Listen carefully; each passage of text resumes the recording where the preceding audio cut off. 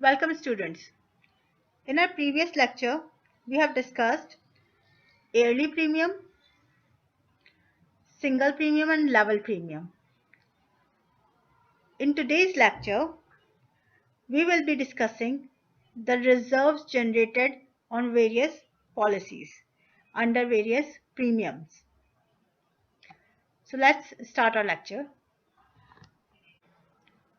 We already know कि level premium के अंदर आप क्योंकि ओवर पे कर रहे होते हो इन इनिशियल एजेस, तो आपके पास जो डिफरेंस अमाउंट होता है जो कि एक इंश्योर्ड जो है वो पे कर रहा होता है और जो उसकी कॉस्ट ऑफ प्रोटेक्शन होती है उसके दरमियान का जो डिफरेंस है वो बेसिकली आपका पॉलिसी रिजर्व बनता है और यही वो अमाउंट होता है जिसको आप इन्वेस्ट करते हैं। इंश्योरेंस कंपनी जब इन्वेस्ट करती है तो इसके ऊपर वो कैश वैल्यूज जनरेट करती है। अब जैसे जैसे ये कैश वैल्यू जनरेट होती है वैसे वैसे इंश्योरेंस कंपनी को उस पर्टिकुलर इंडिविजुअल को इंश्योरेंस प्रोवाइड करना जो होता है वो लेस एक्सपेंसिव होता चला जा रहा होता है। To understand this, let's consider this example कि कोई मिस्टर एक्स हैं जिन्होंने $1 लाख की पॉलिसी ली थी होल लाइफ कवरेज के लिए। आफ्टर 10 ईयर्स हम ये एज्यूम कर रहे हैं कि उनकी जो कैश वैल्यू जनरेट हो चुकी है वो से अबाउट $30,000। अब होता क्या है कि फॉर एग्जाम्पल अगर इस पर्टिकुलर एज पे 10 साल बाद जो है अगर ये इंडिविजुअल जो है वो मर जाता है या वो इंतकाल कर जाता है तो उस केस में उसकी जो फैमिली होगी उसको तो ये $1 लाख जो है इंश्योरेंस कंपनी पे कर देगी, बट इंश्योरेंस कंपनी को एक्चुअली में ये जो पॉलिसी पड़ी है वो उसको $70,000 में पड़ी। क्यों? क्योंकि $30,000 जो थे वो तो ऑलरेडी इस इंटरेस्ट इनकम से जो कैश वैल्यू जनरेट हुई थी उस पर वो कमा चुकी थी।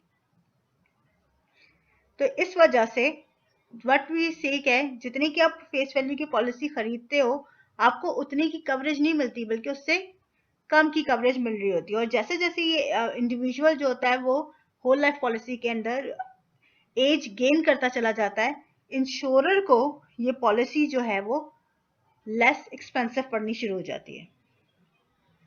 So what we actually say that the actual insurance or risk of the insurance company is constantly being reduced. Now, to have a comparative look on various premiums and their reserves, let's return to our examples which we have discussed in previous lecture. But before going there, these are some terminologies that you must know. Terminal reserves. Terminal reserves जो होते हैं साल के आखिर में insurance company के पास जो reserves बच जाते हैं उनको आप टर्मिनल रिजर्व्स कहते हैं। वाइल इनिशियल रिजर्व्स क्या होते हैं कि पिछले साल के बचे हुए टर्मिनल रिजर्व्स प्लस जो इस साल, क्योंकि आपको पता है कि जो आपके प्रीमियम्स हैं वो एडवांस मिल चुके होते हैं, तो इस साल के जो आपको प्रीमियम्स मिले होते हैं वो उन दोनों का जब आप ऐड कर देते हैं तो आपके इनिशियल रिजर्व्स बन जाते हैं for this year. Mean reserves जो होते हैं वो इन दोनों का एवरेज है and this mean reserves is the amount जो कि हर इंश्योरेंस कंपनी को इन हैंड रखना होता है at all times. Now moving on to the comparison, first हमने यहाँ पे लिया हुआ है नेट प्रीमियम जो हमने डिस्कस किए थे 5 एनुअल टर्म पॉलिसीज, एक साल की 5 पॉलिसीज का रिजर्व्स का स्टेटस है। ये हमने ये पॉलिसी दी थी 35 साल की फीमेल्स पॉपुलेशन को जो हमारे पास इन हैंड थी। 35 से 39 तक 5 इयर्स की ये एक साल की सिंगल ईयर पॉलिसीज हैं। एट एज 35 आपके पास 98,4,98,982 फीमेल्स जो थी वो अलाइव थी। ड्यूरिंग दिस ईयर 95,544 जो फीमेल्स थी वो आपकी इंतकाल कर गई थी।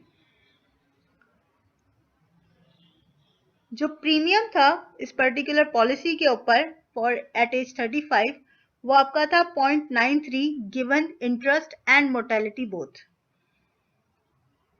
तो पहले साल क्योंकि आपके पास इंटरेस्ट इनकम था, आप उसको एडजस्ट कर चुके हैं आपके अमाउंट के साथ, तो जो आपके पास प्रीमियम कलेक्ट हुआ था at the start of the year, तो यहाँ पे जो आपके इनिशियल रिजर्व्स बने थे वो आपके पास 91,869,231।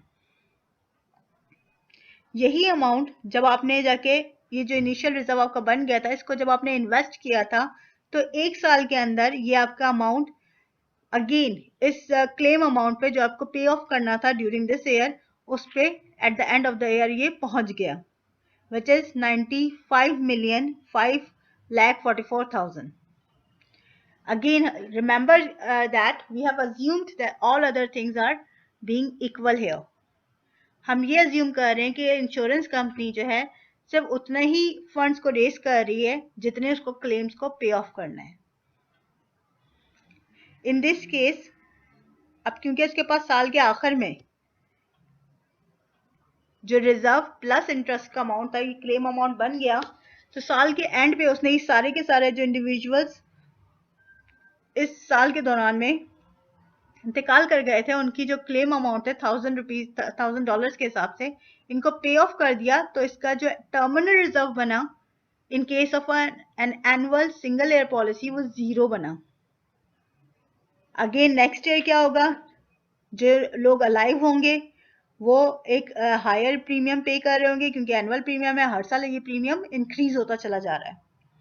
ये प्रीमियम पे करेंगे, जब इसकी आप डिस्काउंटेड वैल्यू निकाल के ये अमाउंट आपके पास इनिशियल रिजर्व बन जाएगा, आप इसको इन्वेस्ट करेंगे, साल के आखिर में ये वाला अमाउंट आपके पास दोबारा जनरेट हो जाएगा, और eight the end of the year आप इसको जब क्लेम्स को पे ऑफ कर देंगे, तो अगेन हर साल आपके पास जो एंड पे रिजर्व्स बचेंगे वो 0 बचते रहेंगे। इन एनुअल टर्म पॉलिसीज के अंदर आप हर साल उसी साल पे ऑफ करने के लिए जो क्लेम्स होते हैं उनको जनरेट करते हैं, और एट द एंड आपके टर्मिनल रिजर्व्स 0 हो जाया करते हैं। नेक्स्ट, अब अगर हम एक 5 ईयर की टर्म पॉलिसी को कंसीडर करें जिसका हमने प्रीमियम निकाला था $4.87, ये वो प्रीमियम था जो 5 साल की पॉलिसी के लिए उन्होंने पहले साल के शुरू में ही पे कर दिया था। ये वो लोग थे जिन्होंने इस प्रीमियम को पे किया था। इससे जो फंड्स जनरेट हुए थे डिस्काउंटेड फंड क्लेम वैल्यूज के साथ, जो इनिशियल रिजर्व्स जनरेट हुए थे वो आपके पास ये हुए थे, और इसको जब आपने इन्वेस्ट कर दिया तो पहले साल given an interest rate of 4%, जो आपके पास रिजर्व्स जनरेट हो गए वो आपके पास ये हो गए, इंक्रीज हो गए आपके रिजर्व्स 4% के हिसाब से।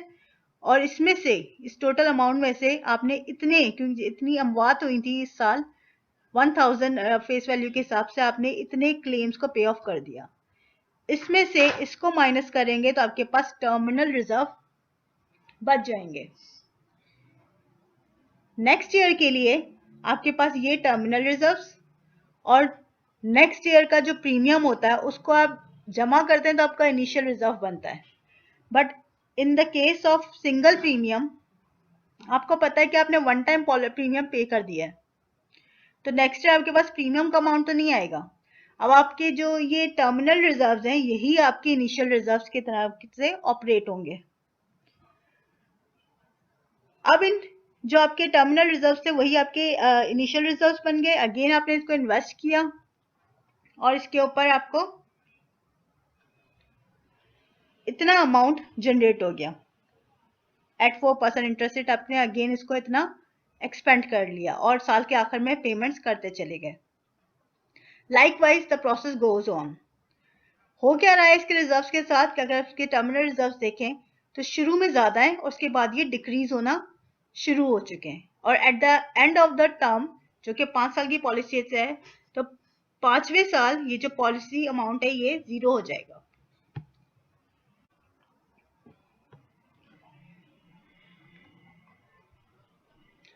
नेक्स्ट हमारे पास लेवल प्रीमियम का केस था।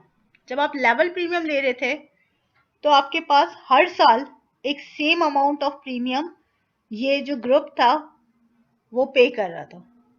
अब क्योंकि ये भी 5 ईयर की टर्म पॉलिसी है, 5 साल के लिए आपने ये पॉलिसी दी थी और हर साल उनको $1.05 लेवल प्रीमियम पे करना था।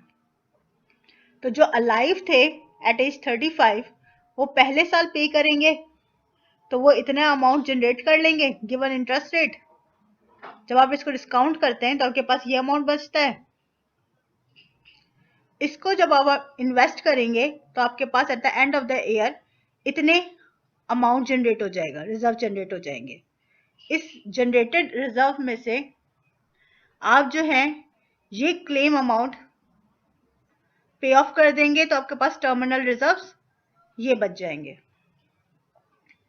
यहां पर अब ये जो नेक्स्ट ईयर के लिए ये टर्मिनल रिजर्व्स और नेक्स्ट ईयर के जो इस $1.05 के हिसाब से आपको ये लोग इतने लोग 98,04,03,438 लोग जो है आपको मजीद प्रीमियम पे करेंगे वो और ये टर्मिनल रिजर्व इन दोनों को जमा कर देंगे तो आपके इनिशियल रिजर्व जनरेट हो जाएंगे।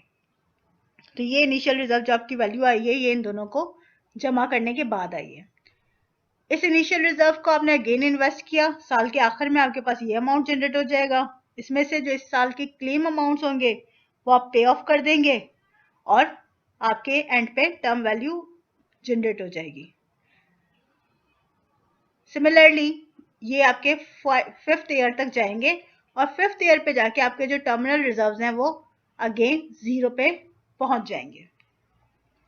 यहाँ पे ऑब्जर्व ये करना है कि क्योंकि आपको पता है कि लेवल प्रीमियम्स के अंदर इनिशियल एजेस के ऊपर या इनिशियल जो आपकी एज होती है टर्म के ऊपर उसके ऊपर आप ओवर पे कर रहे होते हो प्रीमियम को, तो आपके पास जो रिजर्व्स हैं वो इनिशियली इंक्रीजिंग हैं और उसके बाद आहिस्ता आहिस्ता क्योंकि फिर आपका जो लेवल प्रीमियम था आपकी जो एनुअल के हिसाब से जो आपको पे करना था वो हायर करना था, लेकिन लेवल की वजह से आप कम पे कर रहे थे एट हायर एजेस, तो वो आपके पास रिजर्व जो थे फिर वो आपके कम होने शुरू हो गए और इवेंचुअली वो 0 हो जाएंगे at the end of the policy. Unlike term policies जो आपके रिजर्व्स होते हैं होल लाइफ पॉलिसीज पे, एंडोमेंट पॉलिसीज पे या limited payment whole life policies पे वो डैमिनिश नहीं होते बल्कि वो कंटिन्यूसली एक्यूमुलेट होते रहते हैं और इवेंचुअली वो जो है वो face value of the policy तक पहुंच जाया करते हैं। इधर जो की फैक्टर है वो रेट है जिससे आपके रिजर्व जो है वो एक्यूमुलेट हो रहे हैं। To understand this, let's have this graphical representation. यहां पर y एक्सिस के ऊपर आपने face amount of the policy रखा हुआ है, x एक्सिस पे आपने इंश्योर्ड की एज रखी हुई है इन ईयर्स और यहां पे आपके पास डिफरेंट पॉलिसीज का कंपैरिजन है। जबकि सबसे नेट ऊपर वाली सबसे ज्यादा प्रीमियम वाली जो लाइन है विच इज 108 प्रीमियम जिसमें आपने वन टाइम पे कर दिया, ये आपकी नेट सिंगल प्रीमियम की लाइन है।